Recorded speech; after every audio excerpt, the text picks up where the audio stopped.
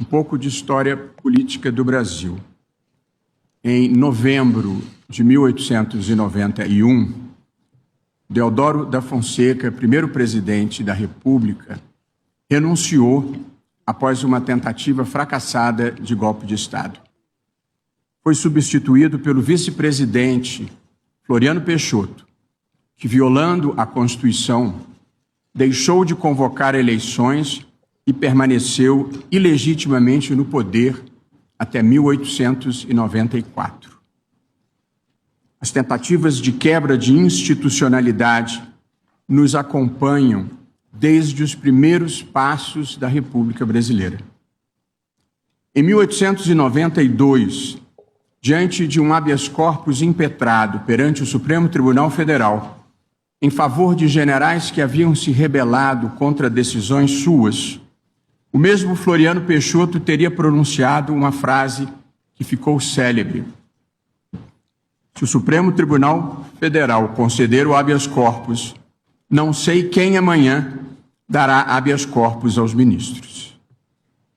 Fecho aspas. O Supremo terminou por não conhecer do habeas corpus, considerando se tratar de questão essencialmente política. Esses episódios que eu acabo de descrever revelam três facetas da história constitucional e republicana brasileira: presidentes autoritários, militares envolvidos em política e ameaças ao Supremo Tribunal Federal. Do início da República até o final do regime militar, a história do Brasil foi a história de golpes, contragolpes, intervenções militares, rupturas ou tentativas de ruptura da legalidade constitucional. Não é difícil demonstrar o ponto. Fazendo um corte cronológico dos últimos 100 anos, tivemos tentativas de golpe do movimento tenentista em 1922 e 1924, contra Arthur Bernardes. A Revolução de 30, a Revolução Constitucionalista de São Paulo de 32, a Intentona Comunista de 1935, o golpe do Estado Novo de 1937, a destituição de Getúlio Vargas em 1945, o contragolpe preventivo do Marechal Lott em 1955 para assegurar a posse de Juscelino Kubitschek, e duas rebeliões contra Juscelino Kubitschek, Jacareacanga em 1956 e Aragarças em 1959.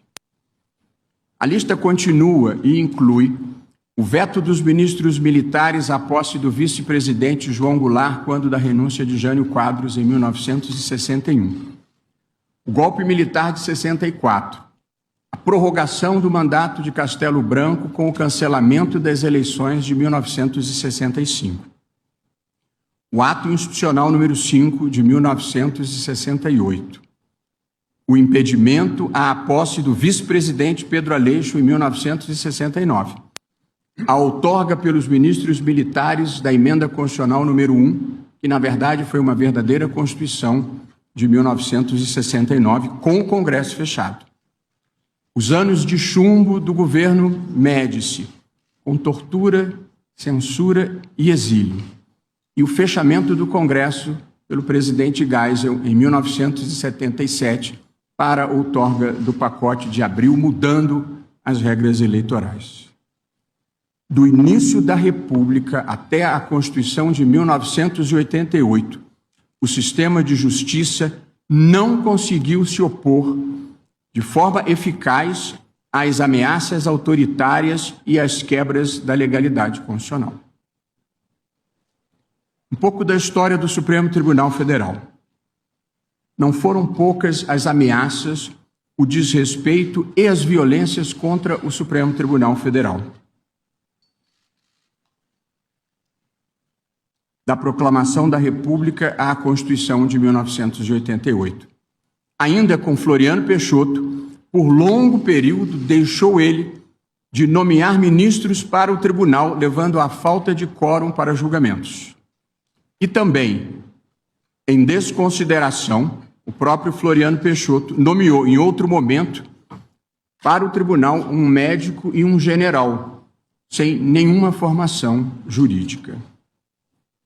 Em 1931, Getúlio Vargas reduziu o número de ministros e aposentou compulsoriamente, por decreto, 6 deles, em retaliação aos que haviam condenado os insurrectos dos movimentos de 1922 e 24. Ainda sob Vargas, em 1937, a Constituição do Estado Novo previu que decisões do Supremo que declarassem a inconstitucionalidade de lei podiam ser submetidas ao Congresso e derrubadas.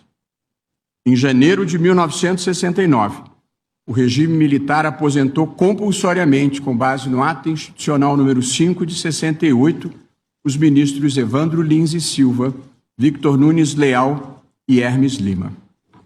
E ainda em 1969, a junta militar, com o Congresso fechado mais uma vez, aumentou o número de ministros do Supremo de 11 para 16, para nomear juízes alinhados com o regime. Como se passam as coisas numa ditadura? Eu e muitos de nós aqui vivemos uma ditadura. Conhecemos pessoas que foram torturadas, conhecemos jornalistas que foram censurados e compositores que tiveram suas músicas proibidas. Conhecemos pessoas que foram para o exílio, professores que foram arbitrariamente afastados dos seus cargos. Muitos de nós ficamos sabendo de fontes seguras de pessoas que desapareceram, ou melhor, foram desaparecidas. Um desses episódios foi recentemente retratado com refinado toque de humanidade no filme Ainda Estou Aqui, de Walter Salles, com Fernanda Torres, Fernanda Montenegro e Selton Mello. Ficamos sabendo também de pessoas que foram assassinadas em quartéis e as autoridades simularam suicídio, como nos casos de Vladimir Herzog e de Manuel Fiel Filho. Muitos de nós conhecemos a jornalista que foi presa aos 18 anos, grávida e mantida por horas em um quarto escuro com uma cobra jiboia. É também de conhecimento público que alguns adversários políticos do regime militar tiveram seus corpos arremessados de helicópteros em alto mar. Todos nós acompanhamos ou estudamos o atentado do Rio Centro, em 1981, quando integrantes dos purões da ditadura pretendiam explodir bombas durante um show de música popular brasileira, com a presença de milhares de jovens. E quando, por trapaça da sorte, a bomba que atingiria o público atingiu os próprios terroristas, a investigação levada a efeito foi uma constrangedora falsificação da verdade. Nós vivemos uma ditadura. Ninguém me contou. Eu estava lá. E por isso, para mim, para muitos de nós, para a nossa geração, o constitucionalismo e a democracia são tão importantes. Eles são o antídoto contra tudo isso que eu descrevi. Todas as pessoas têm em si o bem e o mal. O processo civilizatório existe para reprimir o mal e potencializar o bem. As ditaduras frequentemente fazem o contrário. A Constituição de 1988. A Constituição de 1988, no entanto, tem proporcionado ao país o mais longo período de estabilidade institucional da nossa história republicana. E não foram tempos banais. Tivemos 2 impeachments de presidente da República, um deles bastante controvertido. Tivemos hiperinflação, planos econômicos fracassados e escândalos de corrupção. Tivemos hiperinflação, mas ninguém, diante de todas essas vicissitudes, cogitou em qualquer momento de uma solução que não fosse o respeito à legalidade constitucional. Nós superamos os ciclos do atraso e o nosso papel aqui no Supremo Tribunal Federal é o de impedir a volta ao passado. O que aconteceu entre nós? Nos últimos anos, a partir de 2019,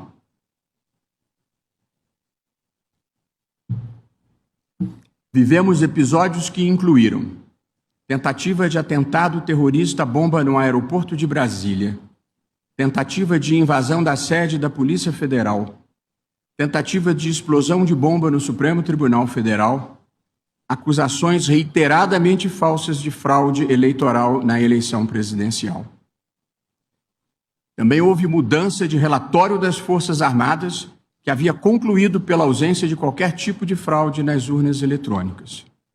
Houve ameaças à vida e à integridade física de ministros do Supremo Tribunal Federal, que se repetem até hoje, inclusive com pedido de impeachment.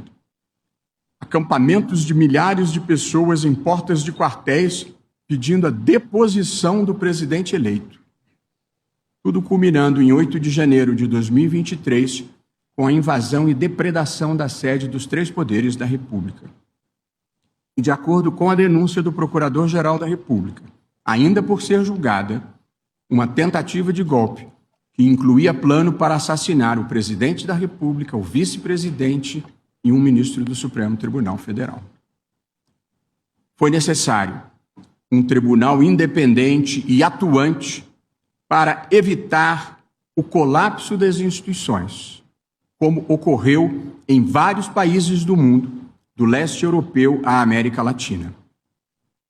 Estão em curso, perante este tribunal, perante a primeira turma deste tribunal, ações penais que buscam apurar as responsabilidades por crimes diversos contra o Estado Democrático de Direito, previstos em lei, aprovada em setembro de 2021. A denúncia da Procuradoria-Geral da República foi aceita com base em indícios de crime. As ações penais têm sido conduzidas com observância do devido processo legal, com transparência em todas as fases do julgamento. Sessões públicas acompanhadas por advogados, pela imprensa e pela sociedade. Advogados experientes e qualificados ofereceram contraditório. Há nos autos confissões, áudios, vídeos, textos e outras provas que visam documentar os fatos. A marca do Judiciário brasileiro, do primeiro grau ao Supremo Tribunal Federal, é a independência e a imparcialidade. Todos os réus serão julgados com base nas provas produzidas, sem qualquer tipo de interferência, venha de onde vier. Faz-se aqui o reconhecimento ao relator das diversas ações penais, ministro Alexandre de Moraes, com inexcedível empenho, bravura e custos pessoais elevados, conduziu ele as apurações e os processos relacionados aos fatos acima descritos. Nem todos compreendem os riscos que o país correu e a importância de uma atuação firme e rigorosa, mas sempre dentro do devido processo legal. Em contraste com um passado que nem vai tão longe, cabe registrar aqui: não houve nenhum desaparecido, ninguém torturado, nenhuma acusação sem prova. A imprensa inteiramente livre. As plataformas digitais com regulação equilibrada, que exclui apenas a prática de crimes e de atos ilícitos. Conclusão. Nós somos um dos poucos casos no mundo em que um tribunal, ao lado da sociedade civil, da imprensa e de parte da classe política, da maior parte da classe política, conseguiu evitar uma grave erosão democrática, sem nenhum abalo às instituições. Em meio a muita incompreensão, contribuímos decisivamente para preservar a democracia. E como gosto sempre de lembrar, a democracia tem lugar para todos, conservadores, liberais e progressistas. Ninguém tem o monopólio da virtude e ninguém tem o monopólio do amor ao Brasil. Quem ganha as eleições, leva. Quem perde, pode tentar ganhar nas eleições seguintes. E quem quer que ganhe, precisa respeitar as regras do jogo e os direitos